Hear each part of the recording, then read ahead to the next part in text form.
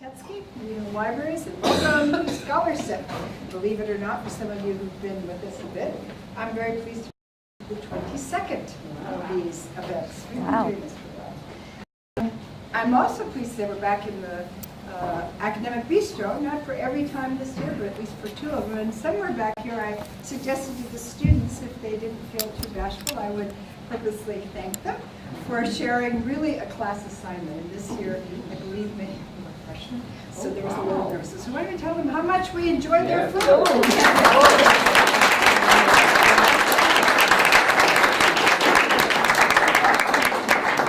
They'll come out after. But anyway, they are, all those reserves. Okay, a few words about the ScholarSip event. So we launched this in 2011, and it's been consistently part of the library's strategic goal to connect members of the campus community to ScholarSip. You know, I can never say scholarship. I'm out in some professional group, but I say, oh yeah, you know the ScholarSip, so it's scholarship. It is a social setting with food for thought, discussions about cross-disciplinary research, and of course a toast to the end of the academic term, each one. So I'll begin with a few housekeeping items. As usual, we are recording, thanks to our friends from IT, and streaming this event live online for anyone else that is off campus. And we don't know yet if we have any takers, but sometimes we do have some. Okay, good. You know how many we have? Oh, we've got 4. So nice. We're really having fun this year. Terrific. Welcome to you guys as well. And I hope that they will be having a sip wherever they are so that they can feel part of the ambiance. So we have another event coming up on Monday, February 18th that I'd like to mention and I'll ask you to be sure to put on your calendar, and that's the annual Celebrating Drexel Authors event. This event recognizes colleagues who have authored or edited books published in 2018. So we still have a few weeks to get that book published and we can recognize. We're also thinking again how we can recognize in special ways our folks that are doing journals that are really distinguished in the way. So come and figure out how, come and see what we're planning up to this year. So this event recognizes those that publish in 18, and we're already collecting our publication information. So if you have a book citation, you've met Stacy. There she is, for our Mighty Communication Events Manager, for whom we also thank, along with Sarah somewhere here, who helps organize these events. So make sure you get your citations to her, and we'll be able to include you. I also want to remind you that our Winter ScholarSip event will be held on March 18th, 2019. That sounds so long.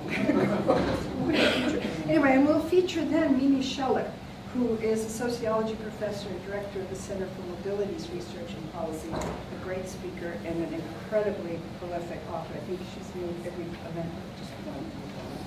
All right, I have a plug for an advertisement. Usually don't do this, but I will this year. We are in the process of inviting people, and this people can be faculty, postdocs. I know we have a couple of postdocs and occasionally graduates to express interest in our library fellowship program. These are not fellows that take up the whole year or even the whole term. We negotiate how much. They could be short term, but we have them in 3 basic interests that support advancing our strategic direction.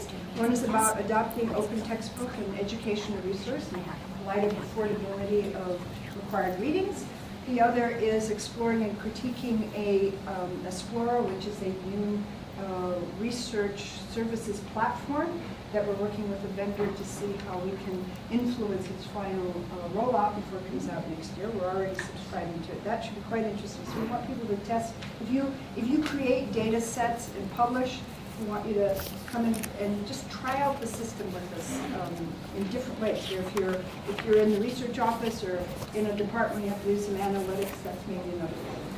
And finally, we're looking for someone who can help us with some building our staff communication skills. We're great communicators, but we can always use some improvement. So we have some forms out for you if you're interested, and there's places where there's a date on there, but that's just when we start looking at applications. We do have some really fabulous ones, but we're still able to support you. And then it is modestly compensated, so that depends on how much effort you're going to put in. Oh, our students did come. Did you hear the round of applause? Yes.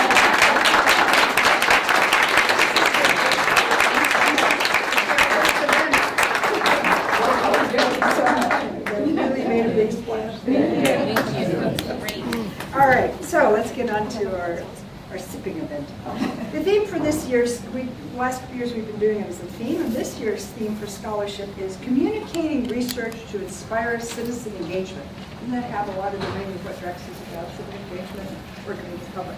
So the impact of research goes beyond scholarship when it engages and empowers the communities beyond academia. And our 2018-19 event series will go beyond the scenes, so to speak, to explore some of the challenges and opportunities that Drexel researchers face when they try to make the results of their research accessible to audiences beyond their disciplines. You're their test case. Most of us are beyond whatever discipline our speaker is, but this is even going further. So today we kick off the year's series with our guest speaker, Dr. Laura Gitland. Let me give you a few words about her. So Dr. Gitland is an applied research sociologist and for new deans at the College of Nursing and Health Professions. She's internationally recognized for her research on developing, evaluating, and implementing home and community-based interventions that improve quality of life of persons with dementia and their family caregivers, enhance daily function of older adults with disability, and address mental health disparities. And I'm sure, talking with many of you, you've experienced the very difficult challenges of doing it. Laura applies a social, ecological perspective and family-directed approach to examine, intervene, and support individuals. Her efforts involve collaborating with community organizations, health and human service professionals, and other stakeholders to maximize the relevance and impact of such interventions. She's also involved in translating, disseminating, and implementing proven programs for delivery in diverse practice settings globally and in the U.S.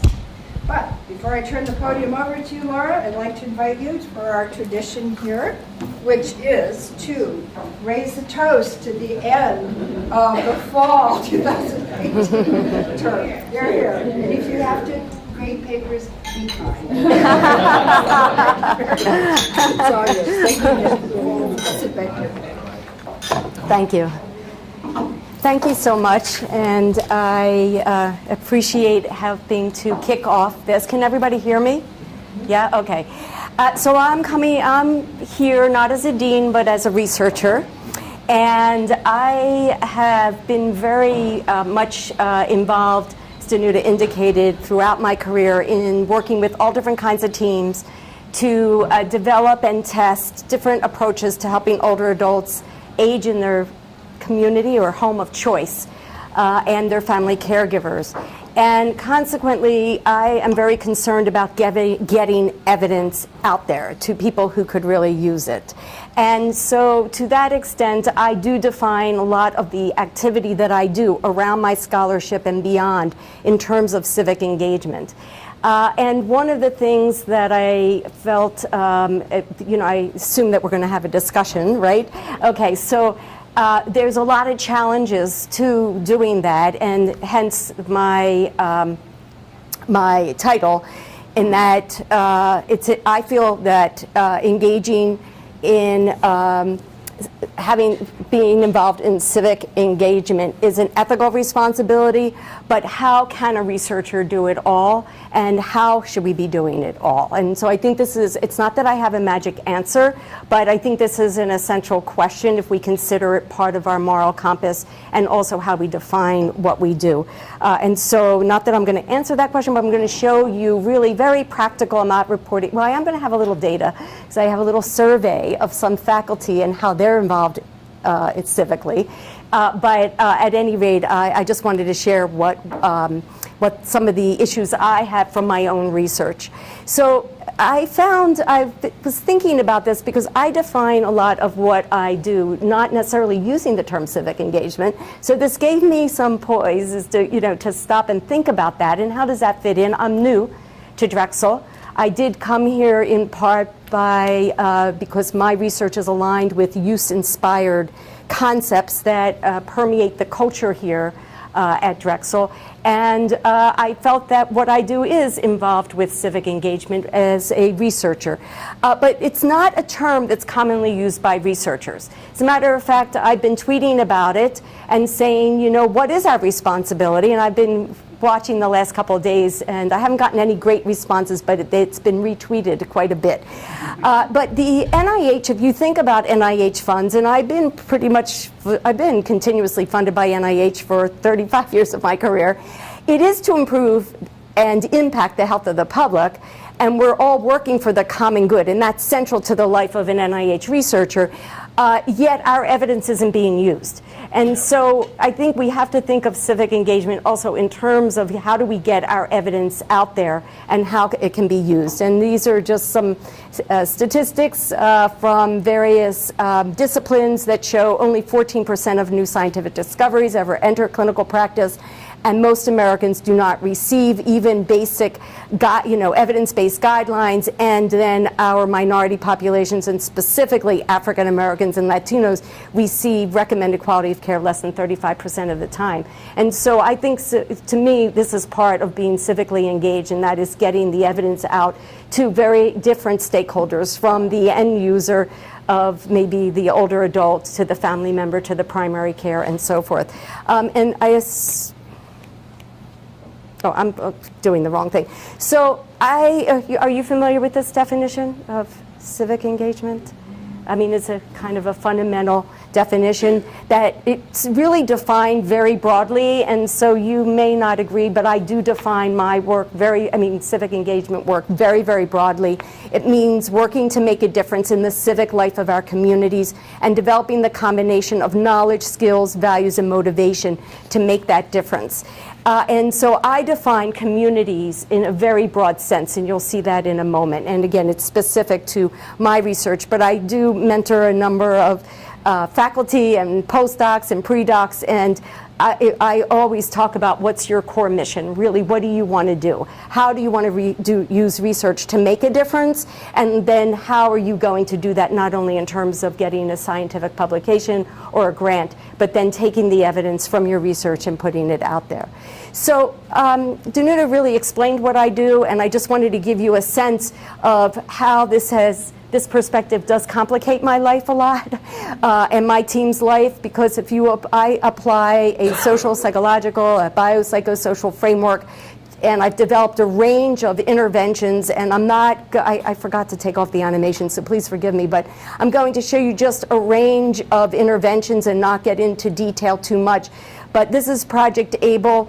And we've shown that through a combination of occupational therapy, physical therapy, we have a capable program now with nurses and occupational therapists, that we can reduce hospitalization, we can improve daily function, we can connect people to what they want to do in meaningful ways, we can decrease depression, we can decrease pain, we can save Medicare dollars by $10,000 per person. So I just said a lot of stakeholders. And I consider civic engagement in terms of how are we going to target all these stakeholders, because this is really important outcomes. Yet I guarantee you not one of your parents right now, or aunts or spouses, will be able to access capable or able. And so that's kind of part of my mission in terms of civic engagement. Until my relatives can knock on their primary care doc and they get a referral to able or capable, and I don't even care which one at this point, that's what drives my orientation.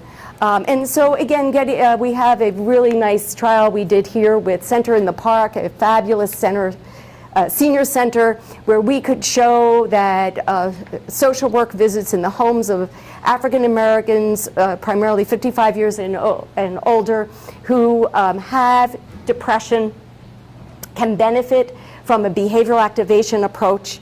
And again, who were my stakeholders? African American community, senior centers, social workers, etc. So you can get the idea that I define the civic engagement in terms of who we're targeting here and who we want to make a difference, and then I adopt strategies, which I'll show you in a moment. The same thing, Harvest Health is an adaptation of chronic disease self-management. We showed tremendous benefits, weight loss, et cetera, in targeting older African Americans with chronic disease. We have a whole set of interventions for people living with dementia and their caregivers. We show great changes in the well-being of the individual living with dementia.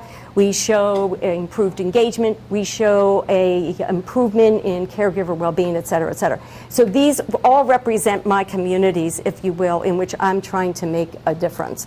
And it goes on. So I'm going to return to this in a moment, but if one way that and this is taking the concept of civic engagement very far, if you will, but one way is that our trials, I don't have a pointer, I don't think, or I'm scared of, well, I don't have a pointer, but we're taking now, and this is one strategy that I'll return to, from each of these trials, and then we're making apps to make the data more accessible and going out, forming teams with communities to make the data. So we have We Care Advisor that takes materials from COPE and Skills to Care and brings it to families in an entirely different way. We're committed to that. We have Adult Day Service Plus, where we took COPE and translated it for delivery within adult day services by staff. So that's part of what I consider what I do in terms of civic engagement. So I feel that civic engagement activities have to occur at every level of this particular model, which is the social ecological context in which our interventions are in. So this is really a clinical piece. It's really about the person who's doing the intervention, a nurse, an OT, the equipment, the environment. But civic engagement has to occur both in terms of getting the evidence out. I'm defining it right now in terms of that. So just to give you a sense that there's a conceptual model behind here. But why do I bother? So it's interesting because if you look at my CV, and I'm not sure this is a recommendation for our faculty, junior faculty, but I do have hundreds and hundreds and hundreds and hundreds and hundreds of presentations because that's part of what I consider important, and I always learn. So I do go to various Alzheimer groups that put on conferences for caregivers, and that's my community that I want to improve their lives. And so I think that's important. If you looked at it strictly from a promotion perspective, the first thing that always my mentors said, why do you have 3 major presentations a month? That's just crazy, don't do it. I said, well, I always learn something. It's giving back to the communities that I'm trying to make an impact. I'm not suggesting that everybody do that. I'm just saying that this is one strategy. So I think it's a way of giving back to study participants. When we, oops, I can't go backwards. When we, the first people who heard our evidence for Beat the Blues was we had 200 to 300 people from the community, some participants or not, who we discussed our findings with. And they were, of course, almost being published, so I felt comfortable doing that. And we talked with them in terms of where would you like to see this? Would you come to the Senior Center for this data? How would you like to see this play out, and so forth? So I consider that a very important element of finishing a study and where we have to go. Also, I find that it helps me understand how to translate our evidence into different contexts, and I think that's very important. I always get feedback. It serves as an additional source of data. It educates the public and different stakeholders. So I have a lot of different stakeholders that I want to impact, and you need a team. So that's very important. I can't be everywhere every moment, and so having a team that we can have a division of labor, to me, is very important. And it creates ground awareness in communities that we do want to have an impact in and be involved. So there's oh gosh, I'm sorry, I keep doing this wrong. So there, in terms of just a general strategy and digging concretely, because the question is, what can you do as a researcher in terms of civic engagement? I follow this very broad general strategy. And my first strategy is always a scientific paper. And without a publication and without it being peer reviewed, it does not exist. You can have, and I find that people at Drexel have these amazing see, we talked about your program, you're going to publish it soon. These amazing programs, and if it's not published, it does not exist. No one knows about it, so it's the first step that has to happen. And it has to be rigorous. I mean, the reporting is rigorous. It's very important. I would never engage or provide evidence in different communities without having a scientific article. As a matter of fact, all of my stakeholders demand that now. Even when I go to, there's a Aging in Place community group that's meeting, I've been invited to some of the villages here in Philadelphia, and if I say, you know, home modifications can really make a difference, they say, what's the evidence, right? So I think that's very important. We are in a university, we're, you know, scholars. So for me, publishing in a scientific journal is extremely important in the first step. But then I think we can't stop there. And I'm going to return to this notion of implementation science. But as many of you are aware, I'm sure, of the very famous Institute of Medicine report of that 17-plus year gap, right? You're familiar, right, with that? So there was a very famous report, and I'm forgetting the year, I apologize, for the Institute of Medicine, that showed that any evidence that's generated by NIH or other funding that creates evidence that's worthy of being used actually doesn't get to the end user. You saw those statistics, 14% of Americans get, you know, some kind of evidence-based practice. It takes 17 plus years. I can tell you from my own experience that it's the plus. It takes 25 or more years. And that's why I think civic engagement is very important. So we actually had a meeting this afternoon, and Kim was there, on implementation science, because civic engagement can draw on implementation science to understand what approaches to being engaged with one's designated community is most effective, because you want to have impact.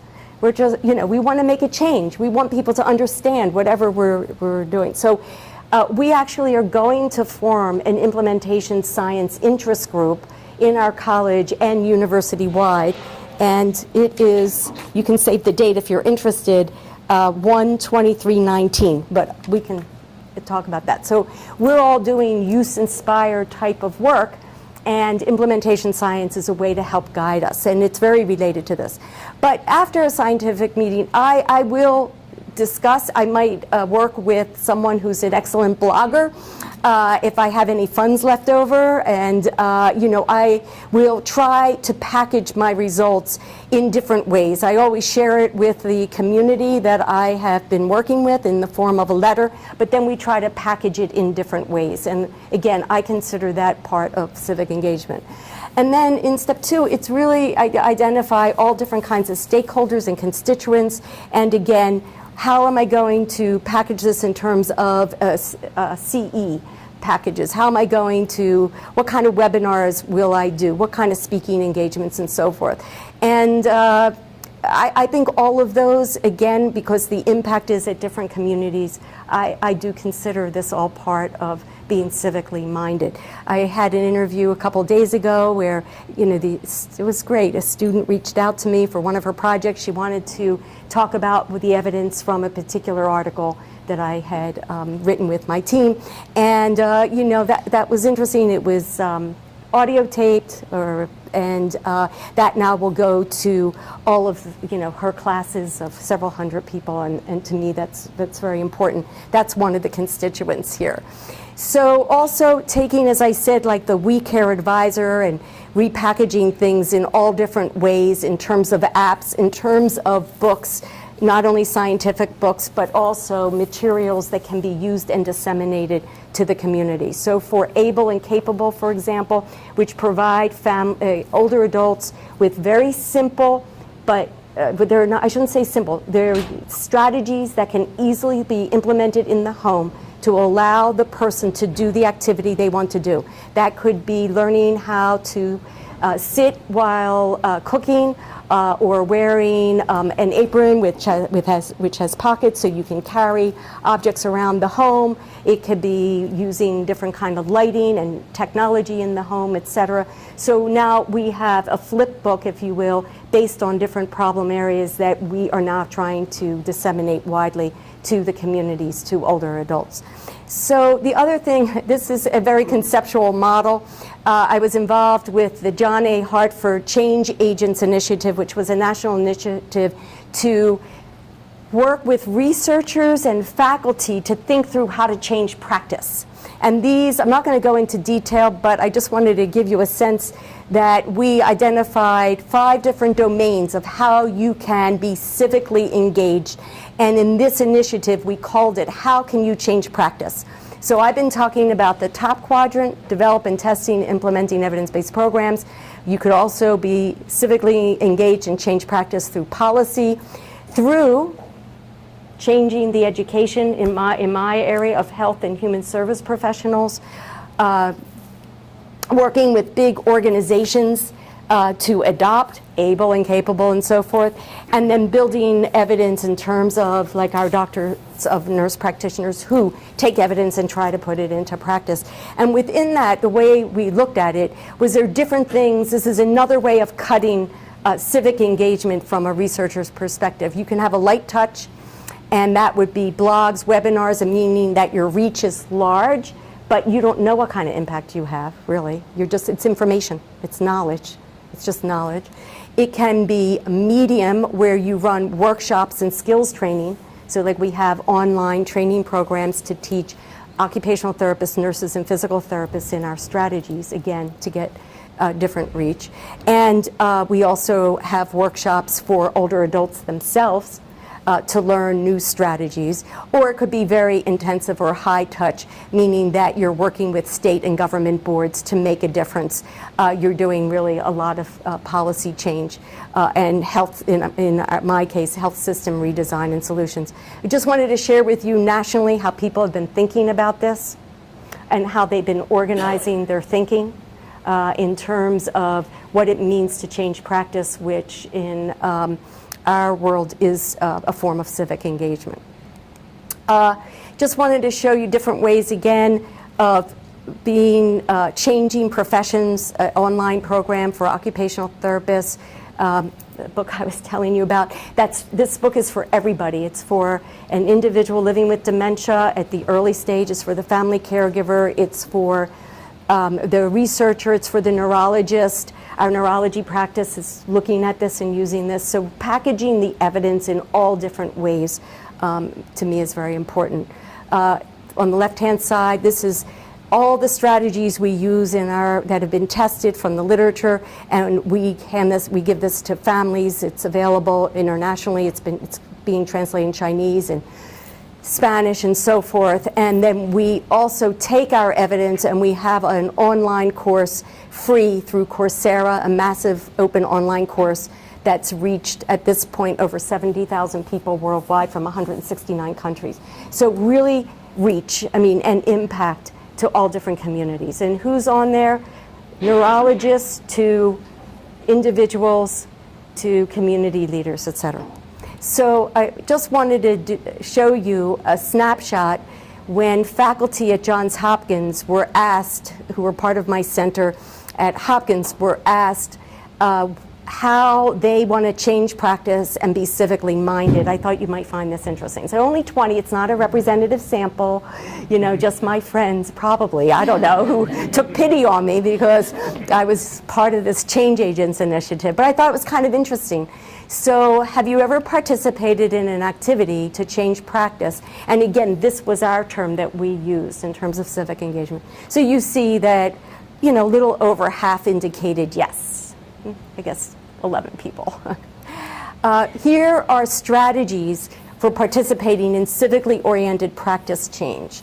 Provided expertise to a healthcare, social service, or community group, performed evaluation of a practice for a setting, implemented a new program in a practice setting, trained staff, published guidelines for practice and education practitioners, consulted or participated in a practice or community change effort.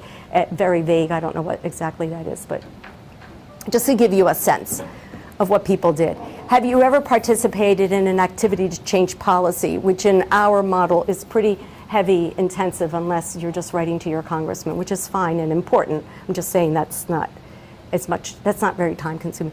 But 67% said yes, and these are some of the strategies. Participated in an Institute of Medicine, which is now the National Academies of Science and Medicine and Engineering, assisted with drafting, testified before a government body, assisted with drafting legislation, met with elected officials, let's see a really big one, set the research agenda of an NIH scientific community. So you can see all different communities and trying to change. So again, civic engagement defined in the broadest sense.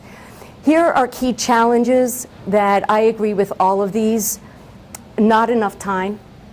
So where's our promotion, and how is promotion criteria linked to these activities? They're not. And this is a problem. So I think this is a big issue for our university, and that it's a core value, and how are we going to move this forward? Activity not supported by the department or school. This is at Hopkins, by the way. Again, difficulty identifying what to do or how to become involved. I'm going to return to this point. Challenges in collaborating, which is very little, and insufficient funding, which is very, over 50% said yes. Additional challenges, how do we evaluate our impact in terms of civic engagement? We don't know. And I think implementation science may help us there, but why engage in, we should know what we're doing and if it's working, and did we have an impact, and what are we trying to do, what are we trying to accomplish? We don't have a skill set. We don't teach our students how to be civically engaged, how to define that for themselves, how it fits into their own professional mission. To me, that's a big challenge.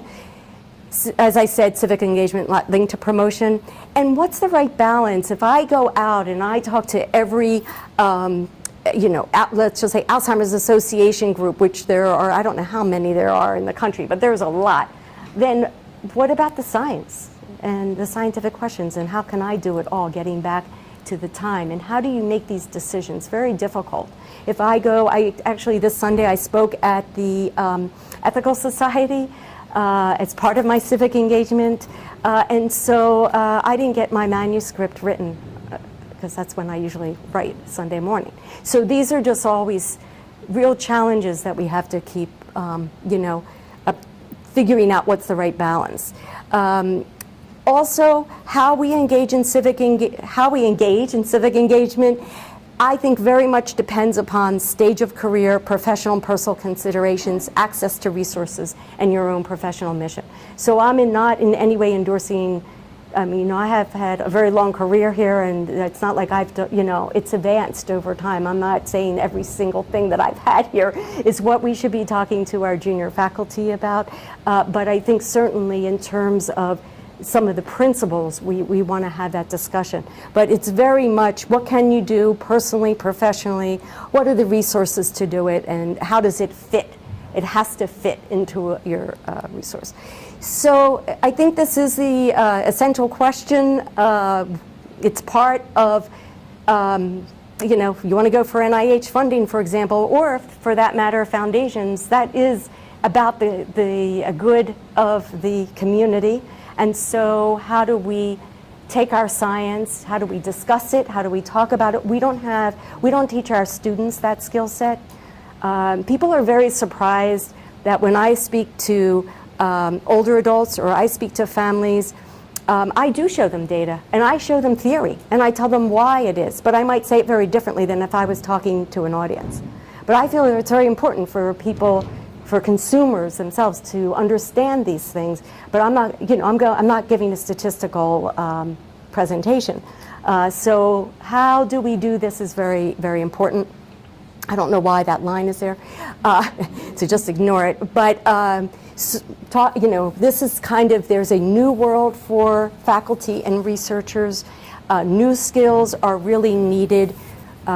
There's a lot, we're held to a higher standard and an ethical responsibility, and so we need training, and we need to train our students. And again, I've grown up in an environment where I have to support every single thing I do in the form of, I'm sure everybody here too, in different ways. So where's the funding for this kind of activity? And again, what does it take away from? So I do think team science is very helpful. I think engaging with communities and your stakeholders and having them part of what you're doing, and I'm thinking again from a research perspective, is really critical. And they often, those participants, I don't mean study participants, but participants of your team become the ambassadors, if you will, and the spreaders, if you will, of the evidence. So that's what I just wanted to share with you. I'll end there, and can we open it up for questions? Yeah, okay.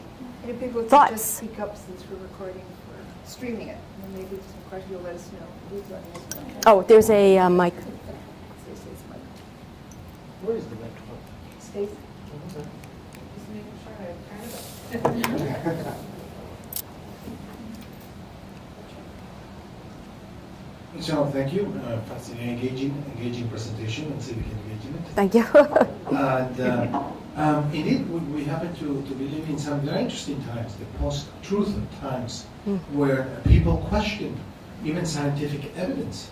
So I'm not talking about your peer-reviewed articles. We understand that is still a civilized way to conduct and criticize research. I'm talking about your presentations.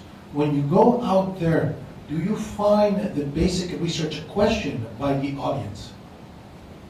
Do I find the what? That the audience questions the basic research that you present the statistical data, peer-reviewed articles, and they say, we don't believe this.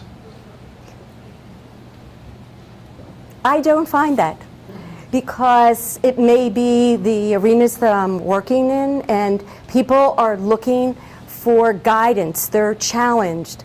They're looking, I'll just take an older adult who is struggling with dressing or getting out of the house, and they go to their doctor, and the doctor gives them a pill to manage their blood pressure, but hasn't addressed the real issues that matter to them the most. So I'm talking about, and in this case, my research is addressing with my teams, what matters the most. So when I'm talking to an older adult audience, they want to know, what have you found that will really help me be safer in my home? What have you found that will help me talk to my daughter who wants me not to go up and down the stairs because she's afraid I'm going to fall, but that's what I want to do. So I honestly have not found that. I found the opposite.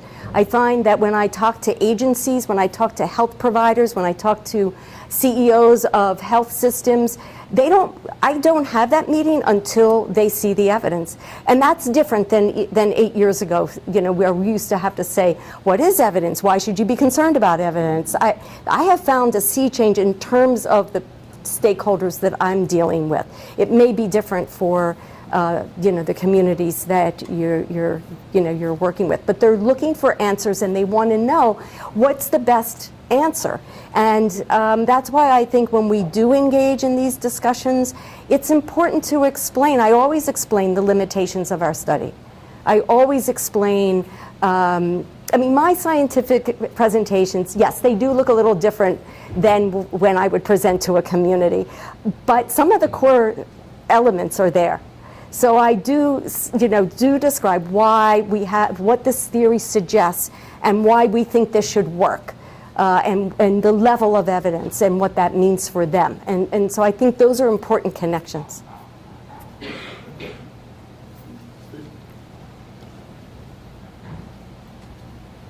The disadvantaged people that you're trying to reach would seem to be the same people who would be difficult to reach with some of the communication methods that we normally think of. Yes. Can you tell us about what's Yes. the most effective? I'd like that a lot. I think that's an implementation science question. And the question is, do we even know which methods work best for which people? And so I don't have the science to support one method or another. But I can tell you because of their science, health literacy is a huge issue. And everything that I've showed you is heavily health literacy laden. So I think that is a limitation of the way we present our material. We have different ways of overcoming that in the actual study, but in terms of products, we've been too overly dependent on literacy. I am waiting for a grant. It's in the score to be funded, but no notice yet. But we're going to be testing different messaging of information about dementia, texting, online, phone call, high intensive. So again, following like an implementation science framework in terms of different communication modalities, it is a scientific question you're asking. It's an empirical question, and it will differ by communities. And I think that's why I'm very excited about implementation science, because I think it can help us understand how to be civically engaged in a way that's impactful. And so I think your question also, the answer will vary based on what the information is, too. What the information is, how important it is to the person, and you know, all different other factors. Thank you. Yeah. So I've heard you use the words implementation science, which are new to me. And as you describe them, it sounds more and more like what I'm familiar thinking about as far as marketing. And so it's health consumer related, and it's very advertising, marketing driven, and there's a lot of science around making connections with, you know, target audiences with messages that the call to action will drive any change of behaviors or adopt a new product. How would you distinguish between them, or how would you? Yeah, no, I think that there's some overlap, and there are many different, there's actually multiple definitions of implementation science, but the simplest one that we used in our work group today was implementation science is the study of different methodologies for, if you will, implementing strategies for people that you know work, for implementing the evidence. So different methodologies, modalities, communication platforms, how do you go into a health system, and what's the proven strategy as to who do you talk to first, for example. And so it goes beyond marketing, but I think communication and understanding communication principles and the science of communication is very much part of implementation. But implementation science is all about the process of putting into place evidence in different kinds of structures, whether that be in the community, whether that be in a health social agency, whether that be in a university, in education, changing the education. How do we do that, and what's the science that can drive that? There's many theories about this, but the building the empirical base for understanding this gentleman's question, for example, there's literature there in the communication world, and now more and more in implementation science world. And there's more funding now in implementation precisely because of this 17+ year gap. So we have evidence, no one's using it. Why aren't they using it? How do they get to use it?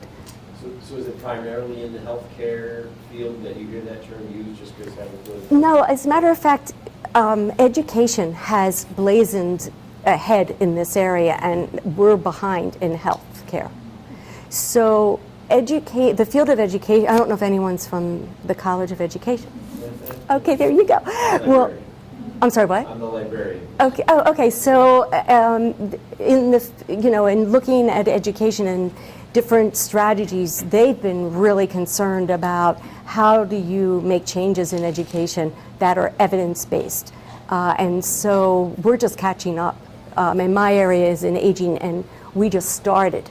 We're nowhere near education, and psychology too, a little bit. Yeah. Tim's question also raises the role of libraries, because there's a long tradition. I don't know if you've worked with any public libraries or other library centers, that is the role, is to work with all the different populations and do that community development. Well, I think that's a really good partner to think about. Yeah. And I know our own public library here, always working on that health informatics, Yeah. centers. Right. business and So as soon as you get concerned with how to be effectively engaged, the team opens up completely. It's not just about that little technique that we tested in the laboratory or with somebody to move their thumb this way or that way. It's now how do we get the physician or the nurse practitioner to recommend that the thumbs move this way. That's all about practice change, behavior change. I mean, the whole world opens up. Pharma has, I don't know, watch the 6 o'clock or 11 o'clock news, and you'll know every disease there is and every, anything that's a big business has a disease label and pharmacology behind it, and that they've been very effective in their communication and in in setting the conversation for what we do. I always think there's lessons to learn there, in a way. But yeah, as soon as you say, let's be engaged in a different way, it opens up the team. It's a really interesting point. Gary? No, I mean, so that's why I want to meet with you. I really want to have a conversation with you, just because I do a lot of things involved at the community level with more applied behavior within animal welfare. And wow, is implementation a struggle? Exactly. And trying to get in with the community. So Right. I definitely look forward to interfacing Yeah. really soon. Good, great. Well, There are other there thoughts any here? other questions? At Drexel University, at this university and in all universities, the reward system is such that if you publish a paper in a referee journal and it's a top tier, you get a reward. But what do you get if you work with community? Well, I mean, I can help, I'm from the business school, I can help with business plans, I can help with income tax, I can help with finance, but what is the reward for that? I agree. I think that is a fundamental disconnect between core values of a university and a reward system. And I think that if we really want to move forward, and I'm not just talking about Drexel, these are conversations that other universities are having as well, for a lot of different reasons. Number one, you're not rewarded for team science. And we know that the health problems or science, I should just say broadly, the problems that most plague the public health have to be solved by different disciplines. And so everybody will agree with that, everybody. But then we're struggling with the structures. So we have we have a lot of work to do on this. And it has to be demonstrated in a reward structure within the university, within academia. I'm not going to say which institutions, but I've been involved in institutions where we want to do a press release of some of our data, and they will only want to cite me. And I'm there, no, because I'm the principal investigator. No, we have a team, and they all have to be recognized. And that is just not allowed because it's still the top-down, hierarchical model. So there's a lot of work to do. I totally agree with you, but it's doable. We created the original system. That has to do, right? I mean, it's not, these are human made. Yeah. No, I mean, it's really tricky because, I mean, you have to recognize an existing system, and you can't counsel somebody in a way that's going to harm their ability to be promoted. At the same time, those criteria don't really fit the new way of doing science, if you will. It really doesn't. We did have I was co-chair of a national, the first national research meeting on care and services for people living with dementia and their families. And the point of this summit, as is every year from NIA, National Institute on Aging, is to develop research recommendations. What emerged from this, loud and clear, and from their subsequent summit, was this: that in terms of doing research, we have to do it differently. You have to have that community part of it. You have to have the end consumer, not an afterthought, but part of your team, because you'll ask questions differently. Okay, you'll measure things that are different. You will proceed in terms of enrollment and recruitment differently. And that's loud and clear. And it's very interesting to me because then, NIH has to be prepared to give us the funds because that takes a lot of time. And then we need a bigger team because we need a specialist who knows that community very, very well, who's part of our team, who can bring the people, so we're in transition. I will say we're in transition. But there is a new way of thinking about research and a new way of doing research. And I find that it's from the ground up of people living with dementia. I mean, they and their family caregivers and stakeholders, or, you know, they were loud and clear, and NIH did hear them. As a matter of fact, NIA has a brand new recruitment initiative about how do you, I know this is a little tangential, but I'm just trying to say that they have heard this for 3 years in a row, and they now have this very exciting initiative to test different recruitment strategies for different communities. And in order to do that research, you have to involve the community as the team, as the research team. So there's like a change, I think, is fundamentally in the right direction. Thank you so much. You're welcome. Thank you. Okay, but save the date if you're interested in talking about implementation science 123. We'll plug it in there. Yeah, yeah. I don't have the Send it- flyer. send I us will to send us. it to you. Yeah.